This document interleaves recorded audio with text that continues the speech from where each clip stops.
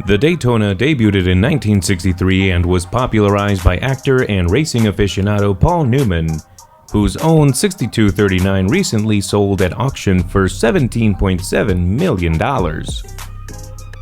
The Cosmograph Daytona, with its tachymetric scale, 40mm case size, and a large range of metal selections, is a highly sought-after chronograph, both new and used. And as of 2020, the current selling price for the new 116500 is $13,150 US. Let's take a look at the Rolex Daytona's history and see how it progressed from being a relatively unknown sluggish seller to becoming one of the most coveted watches of all time. Despite the present celebrity status the Rolex Daytona is currently in, it did not start out as a superstar. Since the term was initially put to a Rolex image in 1963, the Rolex Cosmograph Daytona has had an extraordinary journey from zero to hero. The Daytona, which was initially unpopular, has now established itself not only on the vintage market, where sky-high prices and broken records are commonplace, but also as a current production model. With a new steel Daytona on a bracelet in such high demand, obviously that is frequently simply unavailable. So what really caused the hype behind Rolex Daytona? And why is it so popular? The Daytona tale actually starts in 1963 with the debut of the reference 62239.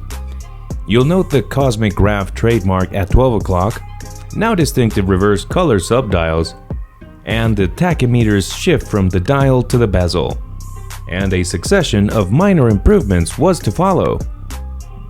In 1964, Rolex added the Daytona signature at 12 o'clock, followed by screw-down pushers in 1965, and by 1967, Rolex had relocated the Daytona signature to its current place at 6 o'clock.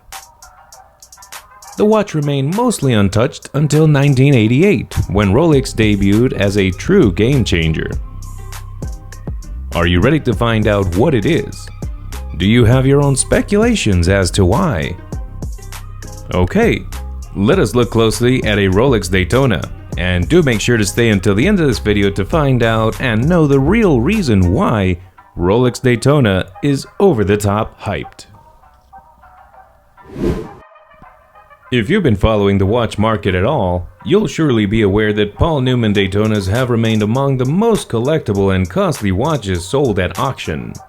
The Paul Newman Daytona, which was formerly a painfully slow seller and was only made in tiny quantities, has witnessed a spectacular surge in popularity in the last 30 years. Truly surprising for watch enthusiasts in the past. This aura was extended to the current form of the watch in general as a collection. The sale of Paul Newman's own Paul Newman Daytona in 2017 for the then record price of $17.7 million US was the culmination of this meteoric rise in prices. The current conditions on the transaction were unusual, but the rise in Paul Newman Daytona pricing shows the increasing hype in this particular Rolex model. Rolexes are constructed like tanks, and the Daytona is no different. It's made of heavier steel, measuring 40mm by 12.2mm and featuring a screw-down crown and pushers.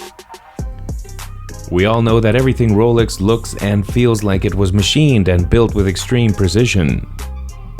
Also, if you have been aware of the list of celebrities wearing a Daytona is long, first is John Mayer, a singer and watch collector from the United States who has previously sparked one or more Daytona hype moments.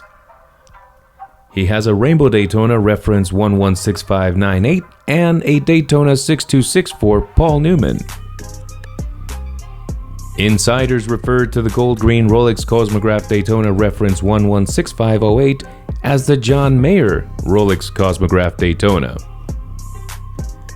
When the watch was first introduced in Basel in 2016, it drew very little attention, but the clock blew John Mayer right away, and when he began to show off his new purchase to the world, he created a great buzz around the watch.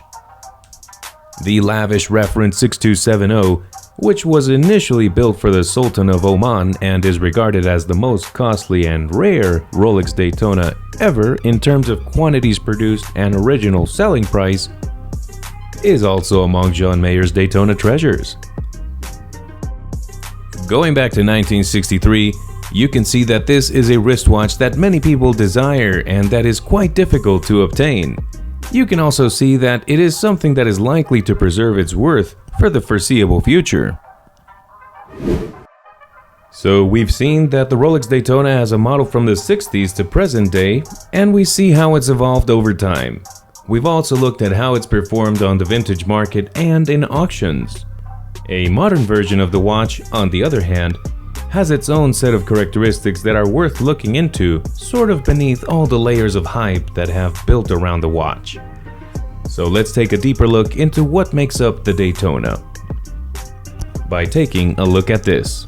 The ceramic bezel has a huge improvement with this model when it was first launched, and it greatly changes the aesthetic aspect of the watch from earlier iterations.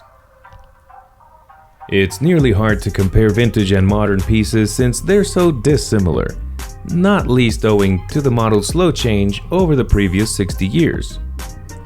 When deciding which generation of Daytona to buy, you should really take note since there are various factors to consider.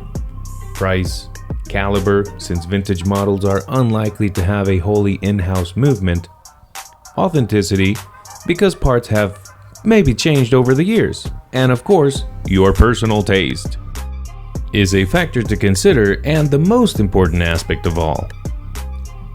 Pushing aside the question of whether or not we would want a little more of a visual connection to the good old days, Rolex is best known for creating incremental technical improvements to their watches that fully satisfy a performance improvement. A timeless timepiece? What a steal!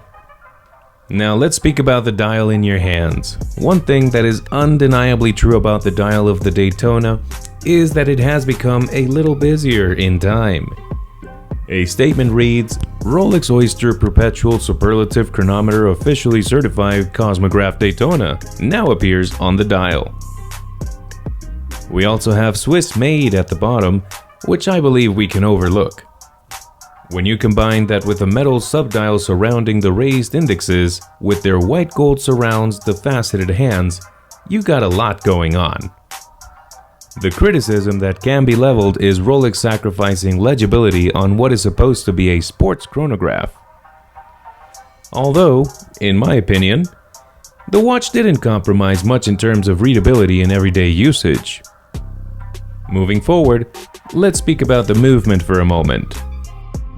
The 116500LM is powered by the in-house caliber 40130, which debuted in 2000 and boasts a number of qualities that are normally associated with high-end chronometers. I believe that Rolex deserves to be respected a little bit more in the watch community because of its high-grade movements, which include an overcoil balance spring and a free-sprung adjustable mass balance. So how about you? Do you think Daytona deserves all the hype and popularity it's receiving?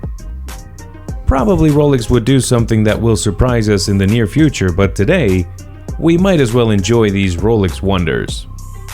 Did you enjoy this video? If you did, give it a like and subscribe for more timely and luxury videos from us.